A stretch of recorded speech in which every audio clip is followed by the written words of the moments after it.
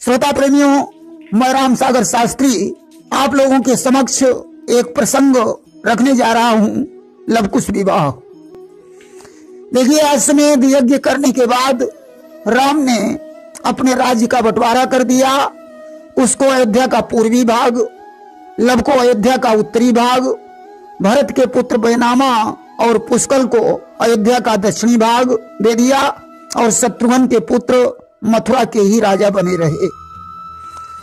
राम ने शिक्षा दी कि ताक्त प्रजा के पालन करहु और ते ही सम्मति चितमानित धरहु। हे पुत्रों, प्रजा का पालन करना और उसकी सलाह को चित्त में धारण करना। और जा सुराज प्रिय प्रजा दुखारी, सो नृप अवश्य नरक अधिकारी। जिस राजा के राज्य में प्रजा दुखी रहती है वह राजा नरकगामी होता है। सजनों, अब तो लवकुश शासक बन गए हैं कि लवकुश जब शासक हुए भारत में मशहूर, भूर कीर्ति नृप का तभी चमक रहा था नूर।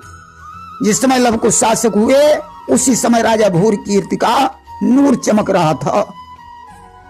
राजा की दो पुत्रियां थीं, चंपा और सुमति।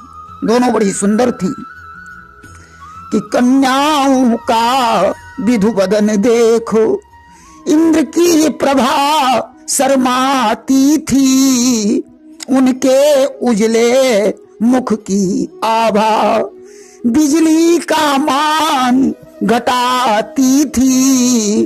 राजा को उनके विवाह की चिंता थी। रानी ने एक विचार प्रकट किया कि अवध ग्राम सरयू के तीरा और जही मां बसत राम रघुवीरा, तिनके तनय भयउ युवराजू और लवकुश नाम सुना बहु आजू। ऐसा करो स्वामी, पुत्री का स्वयंवर करो। रामचंद्र जी को पत्र भेज दो, वे लवकुश को लेकर स्वयंवर में आए।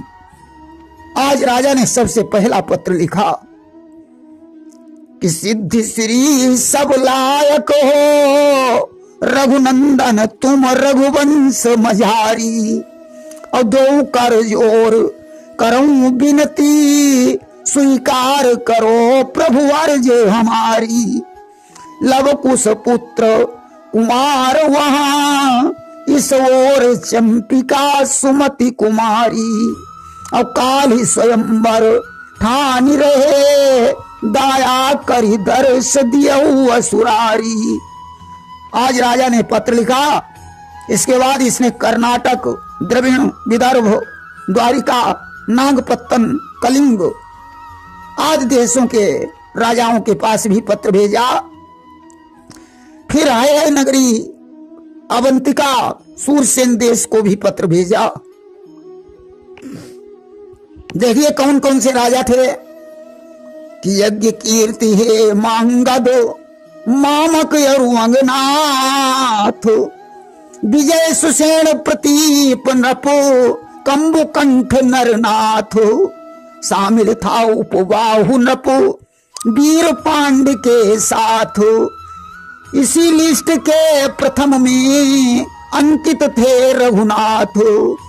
यज्ञ कीर्ति हेमांगद मामक अंगनाथ, विजय सुसेन प्रतीप कंबुकंठ उपबाहु पांडे आदि राजा यहाँ पर उपस्थित होने के लिए राजाओं के पास इसने पत्र भेजा। इसी लिस्ट में सबसे पहले भगवान राम का नाम लिखा था।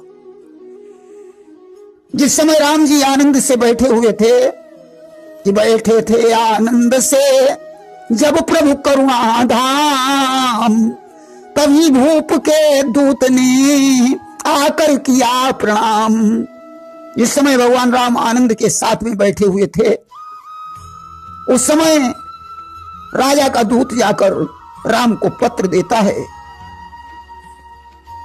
बोला नृपभूर कीर्ति जी ने रघुनाथ मुझे भिजवाया है, और यह सेवक उनके हाथों से यह प्रणय संदेशा लाया है।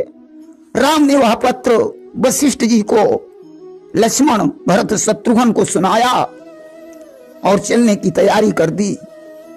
सबसे पहले, सबसे आगे वशिष्ठ का रथ है, उसके पीछे राम का रथ, उसके पीछे लक्ष्मण, लक्ष्मण के पीछे भरत और भरत के पीछे शत्रुघ्न, शत्रुघ्न के पीछे 8 भाई, यानी 4 भाइयों के पुत्र हैं।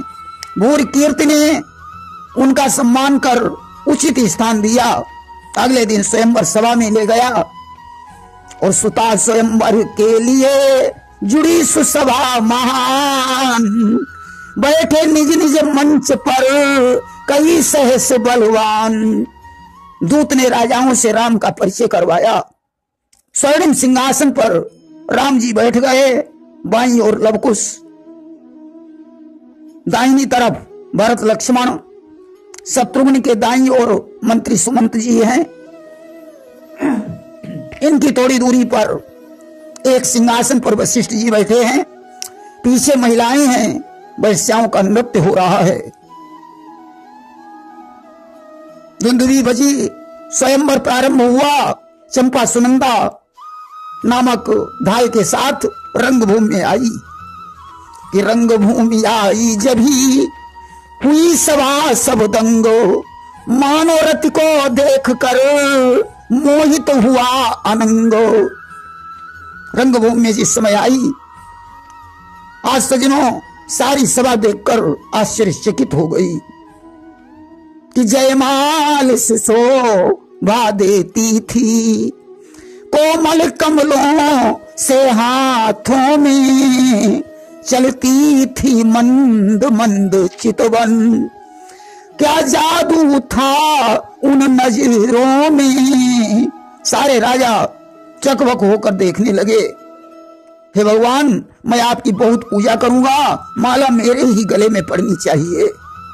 कि अपना अपना भाव था, अपने अलग विचार, सुकुमारी माला लिए चहुदिस रही निहार।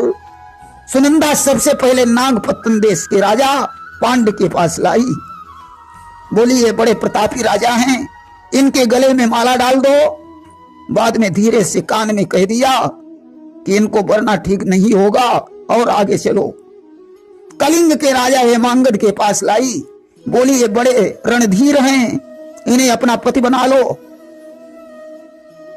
कि कर लो चुनाव गर ठीक लगे, यह मर्जी रही तुम्हारी है, पर बेटी इतना ध्यान रहे, इनके घर में एक नारी है। हे बेटी, तुम्हें अगर अच्छा लगे तो इनको चुन लो, लेकिन इतना याद रखना कि इनके घर में एक पत्नी और भी है। आज इसे सौत के नाम से डर लगा और आगे बढ़ी। द्वारिका के राजा यज्ञ कीर्ति के पास लाई। कान में कह दिया और आगे बढ़ो। शत्रुघ्न लाल के पास पहुंची। बोली, ये सुमित्रा के पुत्र राम के छोटे भाई शत्रुघ्न हैं, तुम्हारे ससुर के समान हैं, और आगे बढ़ो। श्री राम के पास में लाई। बोली, देखो ये रामचंद्र जी हैं, इन्हें अपना ससुर स्वीकार कर लो और आगे बढ़ो। विदर्भपति अंगनाथ के पास ले गई। कान में कहा और आगे बढ़ो। कर्नाटक के राजा विजय के पास लाई। कान में कहा और आगे बढ़ो। द्रविड़ देश का राजा कम्मुकंठ से पहचान करवाया और कान में कह दिया और आगे बढ़ो। मगध नरेश मामक को दिखाया। कान में कहा आगे बढ़ो। अवंतिका के राजा उपबाहु की तारीफ की और कान में कहा इन्हें वरना ठीक नहीं होगा। है नगरी का राजा प्रतीप बैठा था, उसके सामने लाई। कान में कहा और आगे बढ़ो। सूरसेन का राजा सुसेन, उससे परिचय करवाया और कान में कहा और आगे बढ़ो। सुनंदा अब चंपा को उसके पास में लाई। तो रूप देख कर, जब रूप को देखा, चंपा बड़ी प्रसन्न हुई। सजनों, एक कवि ने कहा है कि तुम पूर्ण चंद्र की शोभा को उन प्रेम चकोरों से पूछो, है श्याम घटा में कितना सुख, यह बन के मोरों से पूछो। और क्यों प्राण बाण पर देता है, यह तो मृग शावक से पूछो। है 7 बिंदु में कितना रस, यह प्यासे चातक से पूछो। और कैसा मकरंद कमल का है, यह प्रेमी भृंगों से पूछो। क्यों दीपक पर मर जाते हैं, यह बात पतंगों से पूछो। है देश में कौन मजा भक्तों, है देश भक्ति में कौन मजा, यह वीरों से मिलके पूछो। और लब के अंदर क्या खूबी है, यह चंपा के दिल से पूछो। आज सुनंदा ने इशारा किया, माला डालो। माला पहना दिया और लब की बाईं ओर बैठ गई। अब सजनों नंदा नामक धाय सुमति को लेकर आई, गीत गाती हुई। क्या गाती है कि धीरे चलो सुकुमार कुमारी, धीरे चलो सुकुमार कुमारी, धीरे चलो। देश देश के भूप जुड़े हैं, अपने अपने भाव भरे हैं। और छाई अजब बहार, कुमारी धीरे चलो सुकुमार कुमारी, धीरे चलो। नंदा ने सभी राजाओं का चक्कर लगवाकर उसके लिए संकेत कर दिया कि माला उसके गले में दी सुमति ने डार। सभा मध्य होने लगी चौंडिस जय जयकार। दूसरे दिन वर वधुओं को मंडप में लाया गया कि मंडप में राजे जभी दोनों राजकुमार। विप्रवृंद करने लगे तभी मंत्र उच्चार कि गुरुवर वशिष्ठ के हाथों से वैदिक विधि से उत्साह हुआ। चंपा और सुमति कुमारी का लवकुश के साथ विवाह हुआ। बड़े प्रेम के साथ वशिष्ठ जी के द्वारा वैदिक विधि से चंपा और सुमति का विवाह हो जाता है कि रसिक नारियों ने किया हिलमिल मंगल गान। नियम सहित नृप ने किया सादर कन्यादान। राजा ने बड़े प्रेम से कन्यादान किया और दहेज भी बहुत कुछ दिया कि 1 लाख हाथी पाल की 1 लाख रथ दीन हो, 5 लाख घोड़े दिए विनय भूप बहु कीन हो। 1 लाख हाथी और 1 लाख पालकी, 1 लाख रथ और 5 लाख घोड़े राजा ने प्रदान किए हैं दहेज में और बड़ी विनय की। और चला चली के समय पर थार निवास अधीर। आशीष दिया नृपाल ने भर नयनों में नीर। विदाई के समय सजनों सारा निवास अधीर हो गया। राजा ने आंखों में आंसू भरकर अपनी पुत्रियों को बड़ी शिक्षा दी कि खुश रखो ना छोटे बड़े सभी, मत दुख किसी को पहुंचाना। सुख में ही नहीं दुखों में भी अपने जीवन को दर्शाना। राजा ने पुत्रियों को शिक्षा दी, बेटी दुख और सुख में समान रहना। सभी छोटे बड़ों को किसी को दुख नहीं पहुंचना चाहिए तुम्हारे द्वारा। तो वधुन सहित प्रमुदित हृदय महल में आए वीर। विदा हुए मेहमान सब कहे जय श्री रघुवीर। वधुन सहित महलों में आते हैं, बड़ी प्रसन्नता छाई हुई है।